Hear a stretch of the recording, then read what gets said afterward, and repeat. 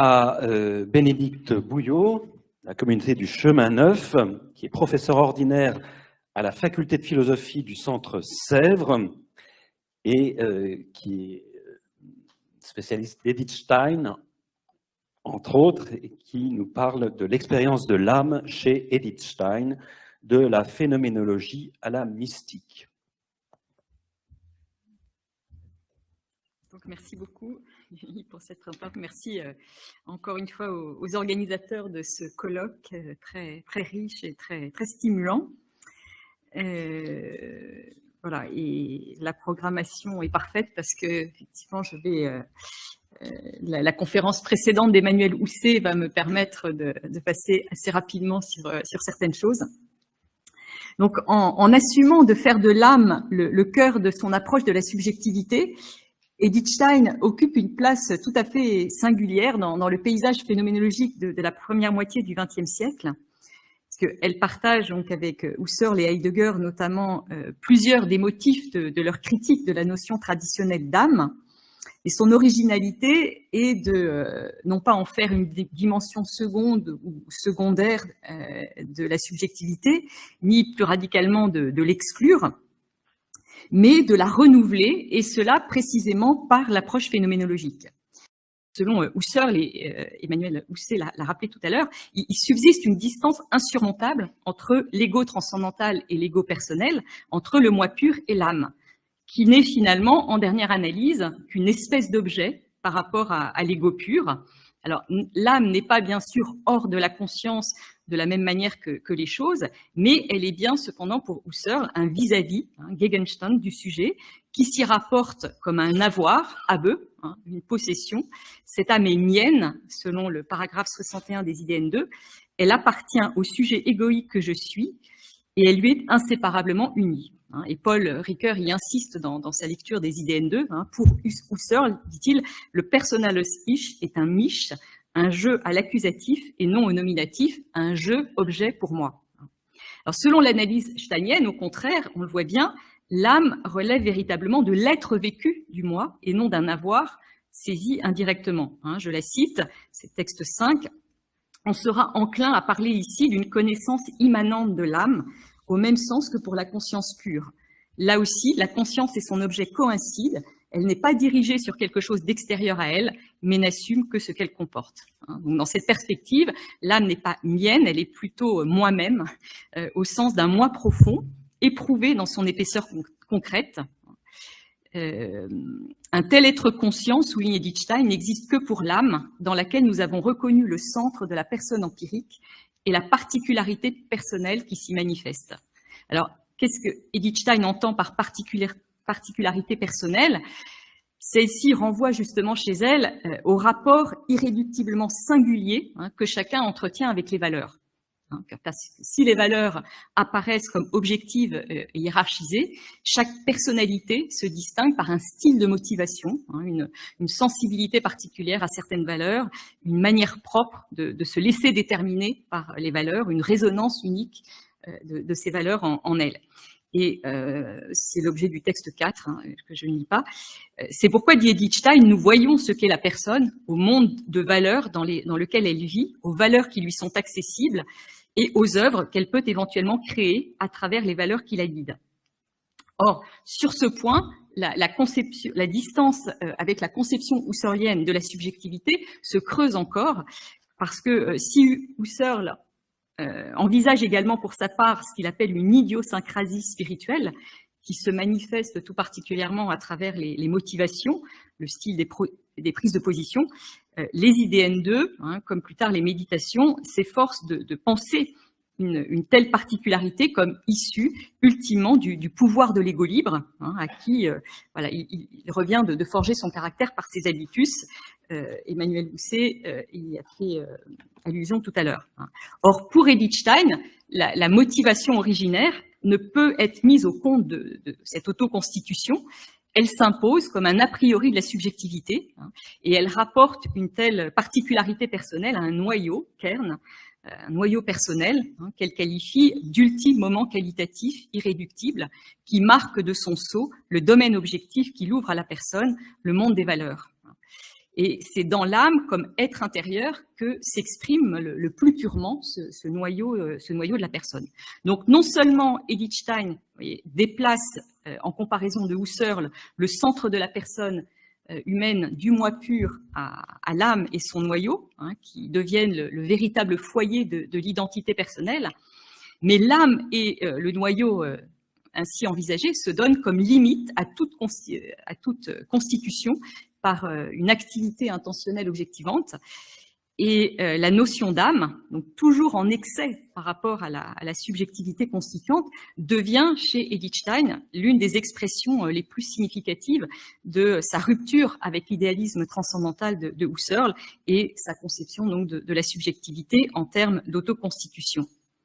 Alors, dans la suite de son œuvre, à partir des années 30, notamment dans Puissance et Acte et dans L'être fini et l'être éternel, Edith Stein s'emploie à établir la nécessité d'un prolongement métaphysique de la démarche phénoménologique ainsi initiée, à travers ce qu'on peut désigner, selon un terme que j'emprunte à Gabriel Marcel, comme une hyperphénoménologie, une démarche qui poursuit, à l'endroit même où l'analyse phénoménologique doit marquer un point d'arrêt, l'investigation des objets, des problèmes auxquels cette dernière a elle-même conduit. Et est ainsi éviter l'écueil de la métaphysique traditionnelle qui est, selon Edith Stein, le manque de contact immédiat avec les choses, contact qui est au contraire l'air vital des phénoménologues, selon une expression qui apparaît dans une lettre à son ami Ingarden. Donc, selon Edith Stein, il est impossible de rendre compte de l'expérience vécue à partir du seul moi pur, à partir de l'analyse de l'être immanent du moi. Une percée, d'Augsbourg, s'effectue vers différents types de transcendance, au sens réaliste du terme, transcendance qui s'annonce dans cette sphère immanente, celle qui nous est immédiatement consciente, notamment donc, la transcendance du monde extérieur et celle de l'âme. L'immanent, dit-elle, fait signe vers un au-delà et nous force à sortir de lui.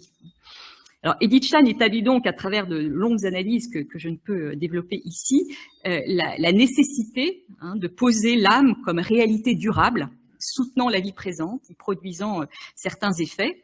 Et l'âme va désigner, donc, dans les œuvres des années 30, la substance qui porte la vie du moi, et qui traduit le fait que si par sa conscience l'homme est porteur de sa vie, il ne peut cependant la dominer entièrement, porter qu'il est lui-même par un fond obscur. Je la cite, la personne humaine porte et englobe son corps et son âme, mais elle est en même temps portée et englobée par eux. Et la vie du corps, notamment, apparaît donc comme un processus évolutif qui est orienté vers un état de plein développement, qui est porté par une force qui échappe à l'autodétermination du moi. Et pour rendre compte de la cohésion interne du corps, de son organicité, Edith Stein va reconnaître à l'âme la fonction traditionnelle d'auto-formation du corps.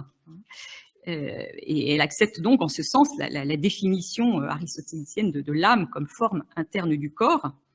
L'âme, affirme-t-elle, c'est le texte 6, est l'espace au milieu du tout formé par le corps, l'âme et l'esprit. En tant qu'âme sensible, elle habite le corps dans tous ses membres et parties. Elle reçoit de lui et agit sur lui en le formant et en le maintenant. En tant que principe spirituel, elle se transcende et regarde un monde situé au-delà du propre soi-même, un monde de choses, de personnes, de faits. Elle communique avec lui intelligemment et en reçoit des impressions. En tant qu'âme au sens propre, elle habite en elle-même et en elle, le moi personnel est chez lui. Alors, la dernière phrase de la citation ici est tout à fait intéressante en ce qu'elle nous indique qu'Edith Stein, dans le prolongement métaphysique de sa démarche, ne revient pas purement et simplement à la définition classique de l'âme. L'expression d'âme au sens propre qu'elle emploie ici désigne l'âme spirituelle, mais en tant qu'elle réalise au plus haut degré ce qui correspond à la détermination fondamentale de l'âme, telle que l'analyse phénoménologique l'a mis en évidence, à savoir la possibilité d'une vie intérieure. Si l'âme, dit-elle dans l'être fini, est le propre de tout ce qui porte en soi la puissance de l'auto-formation, une réalisation encore plus vraie du nom d'âme, s'accomplit là où l'intérieur n'est pas seulement le point central et le point de départ de la formation extérieure, mais là où l'étang éclot vers l'intérieur, où la vie n'est plus seulement une formation de matière, mais un être en soi-même, où chaque âme est un monde intérieur fermé en lui-même, sans être détaché de l'ensemble corporel et du monde entier réel. Et ce qui est tout à fait intéressant, c'est qu'elle souligne que déjà la vie animale témoigne d'une forme élémentaire d'intériorité. C'est le texte 7. Ce qui lui arrive, l'animal l'éprouve par, dans et avec son corps. Le corps est directement compris comme sensible, ce qui le distingue justement du simple organisme. Le corps n'est pas corps sensible par le simple fait qu'il capte des stimuli extérieurs, mais par le fait qu'il se sent lui-même. Il est, pour ainsi dire, entièrement corps sensible et il est de façon continue et pas seulement en surface, pas seulement lorsqu'il réagit à des stimuli extérieurs.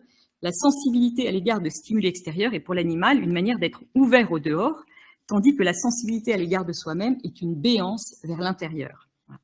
Donc la caractérisation de l'âme sensible comme capacité, donc non pas simplement à sentir, mais à se sentir, voilà, comme une forme d'auto-affection, correspond à une intériorité élémentaire, est tout à fait originale, me semble-t-il, en comparaison de l'approche classique de l'âme en termes d'information et de régulation du corps comme matière.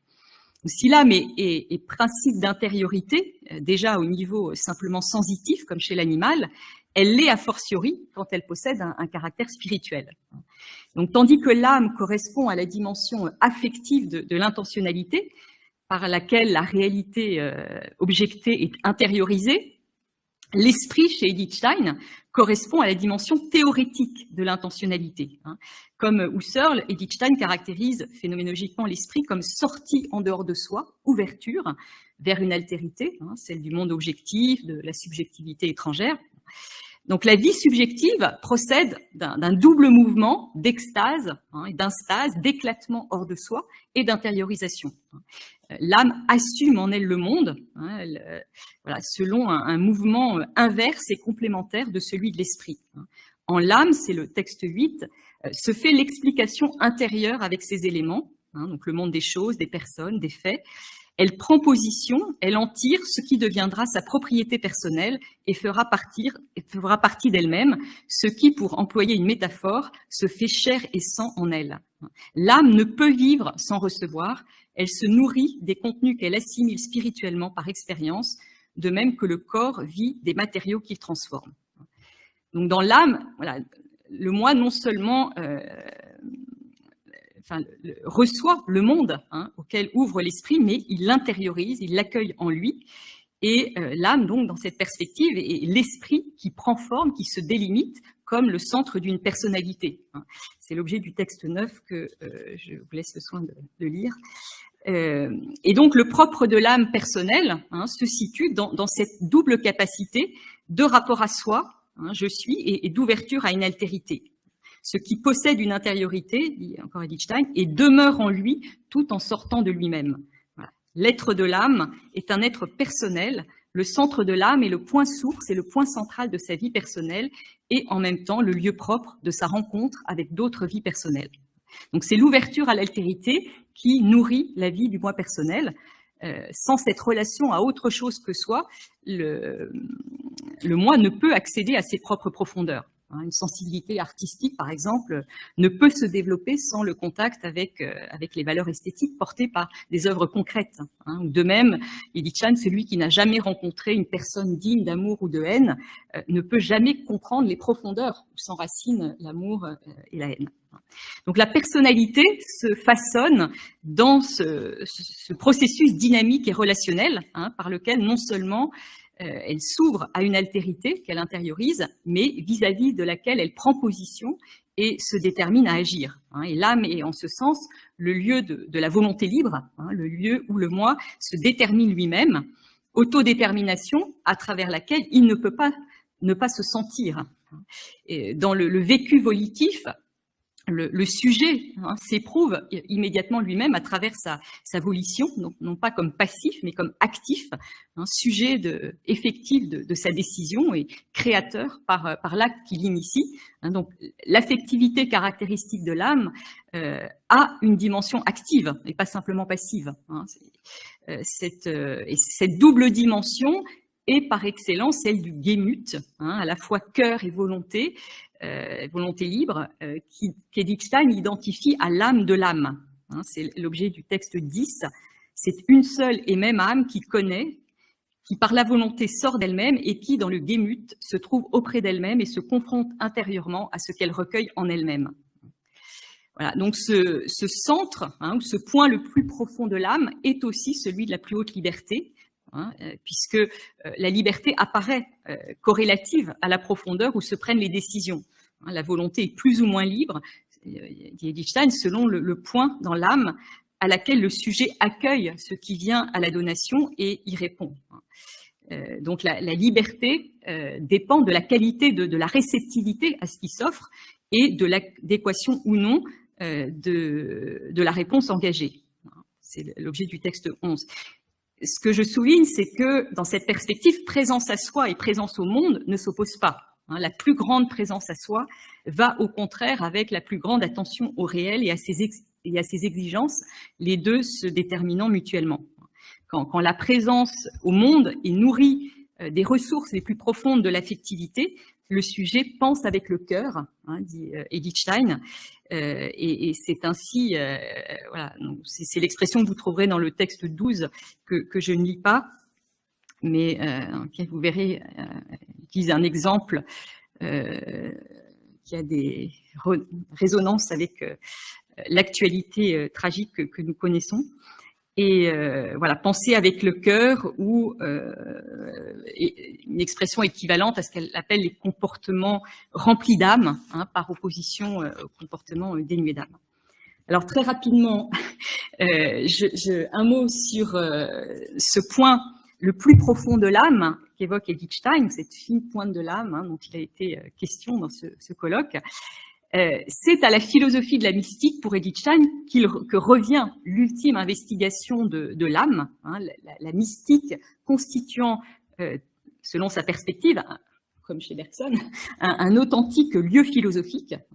Et dès avant sa conversion, elle s'est intéressée à l'expérience de l'âme décrite par les mystiques, dans la mesure où le vécu divin est un mode de vécu, celui de la présence de Dieu en soi, que le phénoménologue peut envisager comme une forme de donation spécifique, accessible par empathie, quand bien même voilà, ce vécu ne correspond pas à une expérience originaire. Et, donc je n'insiste pas sur ce point-là. Dans les années 30, Edith Stein va intégrer cette phénoménologie de la mystique à une conception plus large de la philosophie chrétienne, qui repose sur l'idée inspirée par Pchibara, selon laquelle la philosophie s'accomplit non pas comme théologie, mais par la théologie. Et bon, une conception tout à fait intéressante. Voilà, je ne vais pas développer ici, c'est pas l'objet de notre propos, mais j'insiste simplement sur le fait que dans le domaine de la révélation, Edith Stein établit une différence entre foi et mystique, puisque la mystique est, comme elle le dit, la confirmation expérimentale de ce qu'enseigne la foi, la présence de Dieu dans l'âme. C'est donc toujours le souci de la référence à l'expérience qui guide la démarche d'Edith Stein. Alors, quels sont rapidement les apports de cette nouvelle investigation concernant l'étude de l'âme ? Alors, si on le met en perspective avec les analyses précédentes, le vécu mystique apparaît comme l'exacerbation des traits de l'âme antérieurement mis en évidence. Sous sa première face, celle de la nuit obscure, le vécu mystique met en effet en évidence la radicale vacuité de l'âme, le nada sanjuaniste. Le vécu mystique apparaît en ce sens comme paradigmatique de l'expérience de soi, décrite par Edith Stein dès ses premières analyses phénoménologiques, comme celle d'un moi vide qui ne vit que de se nourrir d'une altérité qui l'accueille. L'expérience mystique, donc sous la face de la nuit obscure, est donc en quelque sorte l'expérience pure de cette vacuité caractéristique du moi et de sa liberté, en même temps que la mise à jour du caractère insatiable de son désir, hein, dont aucune réalité finie n'est à la mesure, et qui, selon le mot de Jean de la Croix, ne peut se satisfaire de moins que de Dieu. Sous sa deuxième face, celle de l'union à Dieu, le vécu mystique dévoile la capacité de l'âme à s'élever au-dessus d'elle-même et recevoir une vie plus haute, comme le dit Edith Stein, c'est la citation numéro 13. L'union mystique est décrite comme une participation à la vie même de Dieu, de sorte que, dit-elle, tout ce qui est propre à Dieu et à l'âme devient un dans cette participation et transformation, citation 14, et qu'alors l'âme semble plus être Dieu qu'être âme. Et reprenant les mots de Jean de la Croix, Edith Stein envisage l'union mystique donc comme une véritable divinisation. On a été longuement question ce matin. L'âme humaine y est divinisée et Dieu par participation. Donc l'âme, en ce sens, apparaît indissolublement comme le lieu du soi et du dépassement de soi. Alors ce paradoxe correspond pour Edith Stein à la logique de l'amour, qui accomplit cette capacité propre aux êtres spirituels d'accueillir plus ou moins intimement de l'autre en soi. Alors, l'amour qui est mouvement réciproque de don de soi et d'accueil de l'être aimé permet seul l'hospitalité authentique. Seul l'amour peut être totale adhésion, dit-elle, dans l'être physique, qui s'ouvre pleinement à l'autre que dans le don. Et le don, précisément, n'est possible qu'au lieu le plus profond de soi, là où l'âme se rassemble en elle-même, où elle se tient véritablement en main, dans une authentique présence à soi-même. Alors, ce mouvement de soi et d'accueil de l'autre, en soi, est par excellence celui de la Trinité, et c'est ce mouvement même qu'épouse l'union mystique dans une sorte d'identification différenciée, où voilà, la plus grande unité suppose le maintien d'une altérité. La science de la croix décrit le nous ainsi formé comme une façon particulière propre aux êtres spirituels d'être l'un dans l'autre, mais non au sens d'une dissolution de l'individualité, mais d'une saisie intérieure de l'autre en soi, voilà, une saisie intérieure de soi et d'un autre être en soi, de telle sorte, dit-elle, que l'être unique constitué par le nous ne supprime pas la multiplicité, la diversité des personnes. Pour qu'il y ait de l'un dans l'autre, il faut qu'il y ait de l'un et de l'autre. Voilà, et c'est donc dans cette dans cette union, on va dire tel le buisson ardent, brûlant sans se consumer, à travers lequel Dieu se révèle à Moïse comme je suis. Le je suis humain, dans l'union mystique, est embrasé par le feu ardent de l'amour divin, qui, loin de l'annihiler ou de le dissoudre, le transfigure en lui révélant son nom propre. Donc le je suis fini découvre sa plus grande profondeur intime dans le face-à-face avec le je suis divin. Et l'amour est ce qui unit ainsi l'intériorité et l'extériorité, et qui porte à sa perfection ce mouvement donc constitutif de la vie de l'âme spirituelle, puisque c'est dans l'amour que l'esprit atteint sa plénitude de vie la plus élevée, dit Edith Stein. Alors pour conclure très rapidement, je dirais que reprendre un mot d'Étienne Souriau à propos de l'âme en 1938, dans les premières pages de son livre « Avoir une âme », cela profite à certaines notions, dit-il, d'être un peu mise en pénitence. Dans l'ombre du cabinet noir, elles rajeunissent. Et il me semble que l'approche steinienne de l'âme confirme bien ce propos. Cette approche, donc fondée sur une analyse rigoureuse de l'expérience, permet de justifier à nouveau frais la pertinence de la notion pour une pensée contemporaine de la subjectivité qui en réhabilite justement la dimension affective. J'ai essayé de montrer qu'il ne s'agit pas pour Edith Stein de revenir à l'opposition classique entre affectivité et rationalité, mais de distinguer entre deux modes d'intentionnalité théorétique et affective pour établir la manière dont la personnalité se façonne dans leur dialectique complexe selon un processus dynamique à partir d'un double mouvement d'extase et d'instase. Il ne s'agit pas non plus d'envisager l'affectivité en un sens purement passif, puisque le lieu du cœur apparaît indissociablement pour Edith Stein comme celui de la volonté libre. Et à travers la notion d'âme, Edith Stein relie l'affectivité comme sentir de soi, des choses et des valeurs, à la capacité à s'ouvrir au monde pour en déchiffrer le sens et y exercer sa liberté à partir d'une volonté qui se creuse dans cet espace intérieur. Donc, dans cette capacité à sortir de soi, tout en demeurant en soi, l'âme exprime ainsi le paradoxe, selon lequel le lieu de la plus grande intimité est aussi celui de l'altérité, jusqu'à celle du tout autre, l'intériorité la plus profonde de l'âme étant la demeure de Dieu. En ce sens, le lieu du soi est aussi celui du dépassement de soi, preuve du fait que l'homme, décidément, passe l'homme.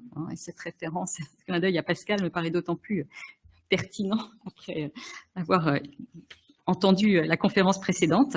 Donc, selon Edith Stein, c'est dans l'amour, ultimement, que ces différentes antinomies, dont l'âme est l'indicateur, passivité, activité, intériorité, extériorité, identité, altérité, se trouvent résolues. Et l'intérêt de son analyse, à travers les différents moments que nous avons suivis, phénoménologie, métaphysique et mystique, est précisément de faire apparaître en quoi l'âme, qui exprime phénoménologiquement la dimension affective de la subjectivité, trouve son déploiement ultime dans la forme la plus haute de l'affectivité, qui est l'amour, et ultimement l'amour divin qui embrasse toute chose.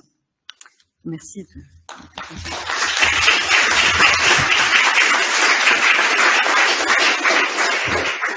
Merci beaucoup pour cette progression qui nous a mené de la phénoménologie jusque à l'union mystique. Il fallait bien ça pour ce colloque. Donc au centre le plus profond de l'âme. J'ai oublié de dire que vous étiez l'auteur d'un livre intitulé Le noyau de l'âme selon Edith Stein.